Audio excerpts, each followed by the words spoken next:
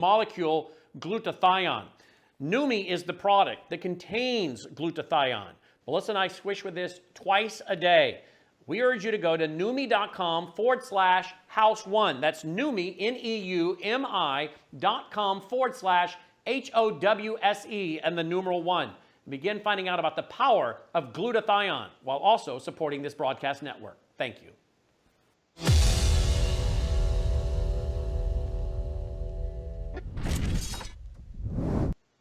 Welcome back to the Rob Maness Show on Worldview Tube and our X Spaces simulcast. It's Truth Thursday, and my guest today is former U.S. Ambassador to Israel, Dr. David Friedman, under the Trump administration. And Dr. Friedman, welcome back. This book that we're talking about today with you, sir, is it's got a courageous title, in my opinion, The One Jewish State, the plan for peace and prosperity for everybody. And I just wanted to ask you, what does that plan look like, and why will it work for all? And you emphasize that in the book. This is, kind of a win-win for everybody. What this would entail is, let's just understand, we're talking about who will have sovereignty, who will own, if you will, the West Bank, Judea and Samaria. And the first thing you have to sort of do is figure out who can't do it, right? Well, it can't be the Palestinian Authority. They incentivize terrorists. It can't be Hamas. It can't be Islamic Jihad. And it can't be any of the countries that border it, because they're all failed states with GDP per capita of like $5,000. In contrast, Israel's is a first world country, GDP per capita of $55,000. It's a democratic country. And as we talked about earlier, it's got a track record of empowering and advancing the interests of its Arab minority, which is 20% of the population. So, the answer is sort of obvious that Israel is the best equipped to be in control. And as I said earlier, there are Palestinians who won't speak publicly, who would like nothing more than to be living inside of Israel, or to have Israel basically be controlling their territory. Now, look, it's exactly the opposite of the Democratic and often Republican wisdom of 50 years. The two-state solution is the mother's milk of the Democratic Party. But at the same time, it is not a solution. It has never brought peace. It has only brought failure and misery. It would be what I say would be the final solution to the Jewish people in the land of Israel. So it just doesn't work. The Israel solution does work. And then the question is, how do you, kind of reconcile two important values? Number one, Israel needs to be a Jewish state. All right, Israel needs to be a state where the collective right of national self-determination is Jewish. It's the only one in the world. There has to be one Jewish state in the world. It's only the size of New Jersey. There's more than 40 Muslim states. There are lots of other states with national religions. We're just looking for one Jewish state. There'll never be two. So on the one hand, we got to take that value. On the other hand, take a value that's embedded in Israeli law, which is that every single person living under Israeli control is entitled to human dignity, is entitled to certain freedoms, the same kind of freedoms we have in America: freedom to worship, freedom to travel, freedom to speak. So we have to kind of reconcile that in a way where both can be harmonized. And I suggest that from a demographic perspective, that the communities in the West Bank, in Judea and Samaria, have been given local autonomy, but without risking creating a demographic wave that could potentially destroy the Jewish character of the state. I think it's a tiny, tiny price to pay for the values and for the opportunities that come from this one Jewish state. And look, everything else has been tried. The other thing I would tell you, Rob, which doesn't matter to a lot of people, but it matters to me, is the wisdom of the Bible and the covenants of the Bible. The Bible still sells 2,000 copies every hour. Americans buy 20 million Bibles a year, right? So I assume it still matters to a bunch of people. Israeli sovereignty over Judea and Samaria, over the West Bank, again, combined with the affording all those who are not Jewish, all those who may not be citizens of Israel, the prosperity and the human dignity and the rights that every Israeli has.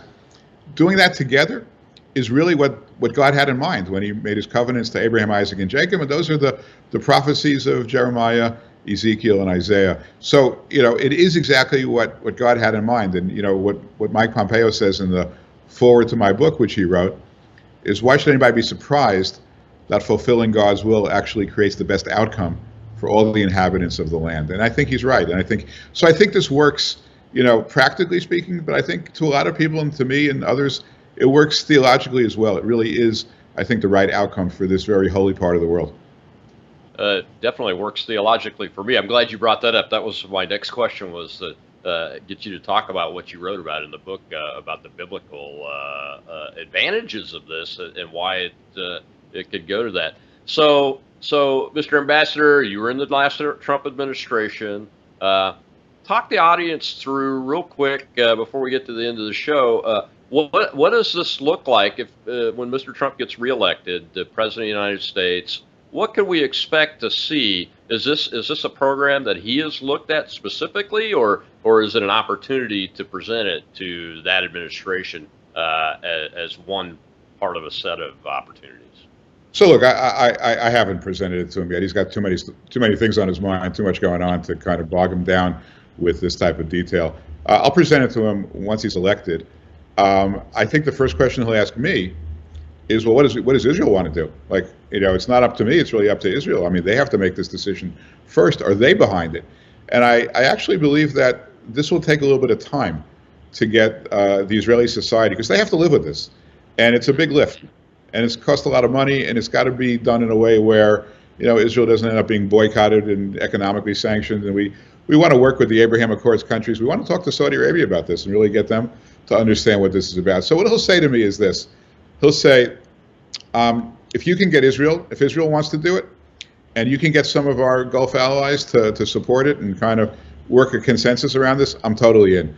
But let's not do it. If you remember what Israel did back in about a year ago, they wanted to get this judicial reform done, which, by the way, I supported. But they did it very abruptly with kind of like 64 members of the Knesset pushing it through, and the other 56 were very much against it. And there was a lot of protests and a lot of, I think that's not the way to do this. This is too important to do this without, giving people the chance to understand it, have a broad consensus, perhaps even have a referendum on this.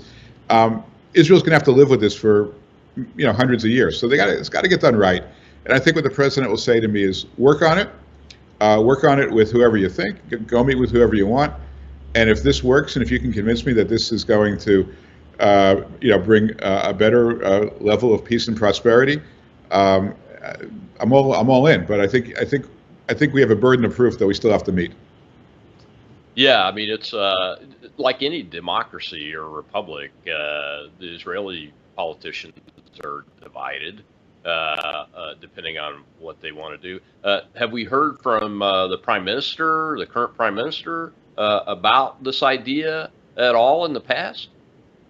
Well, look, we worked on this in 2020, and in those days, our goal, and the president was behind this. Our goal was for Israel to assert its sovereignty over the Jewish communities in the West Bank, which was about 30% of the total. And we went pretty far along. At the end, we got sidetracked in a good way. We ended up meeting with the United Arab Emirates, and we ended up doing the Abraham Accords instead. So we kind of went in a different direction, and we couldn't do both. So we ended up with which I think clearly the right choice to go with the Abraham Accords. But what the president said to me is, look, I hear what you're doing. You're trying to focus on the Jewish settlements, but the other 70%, he says, where I see this going is Israel will probably end up with more over time, and you'll end up with these two small pockets, from the Oslo Accords, Area A and Area B, two small pockets of Palestinians that will be disenfranchised, landlocked. Aren't you just creating Gaza all over again in a much more dangerous part of Israel? And he was right. It was a very fair point. And so that's why I kind of went back to the drawing board. One of my early chapters is called Unfinished Business, is the unfinished business from those meetings. And I think what we got to do is, look, we got to own it all. I say we, America, Israel, whoever's behind this, we got to come up with this. We got to come up with a holistic solution and make it work for everybody. Yeah, exactly right. And it can. Well, sir, thank you so much for spending so much time with us today. We deeply appreciate your work and support you and your courage to bring this out. Tell folks where they can find you. I know you're on X, and One Jewish State's got an X account too. Yeah. But how about the book? Where to get the book? Well, the book, is called One Jewish State. It's available on Amazon or wherever you buy your books. All bookstores carry it. OneJewishState.net. will give you some insights into the things that we're doing. You can follow me on X. You can follow at One Jewish State on X. You can follow me on X at David at David M Friedman. I think the book's really worth a read. I think it'll give everybody a perspective that I don't think they can get anywhere else. Absolutely. Well, sir, thank you so much for joining us today. We really appreciate that. Hopefully we'll get to have you back on once we see this ball start to roll, because I'm excited about it. I think it's the only way that it's got to go. I'm glad to see folks like you are working on this, and it's a bright future, and get past all of this death and destruction.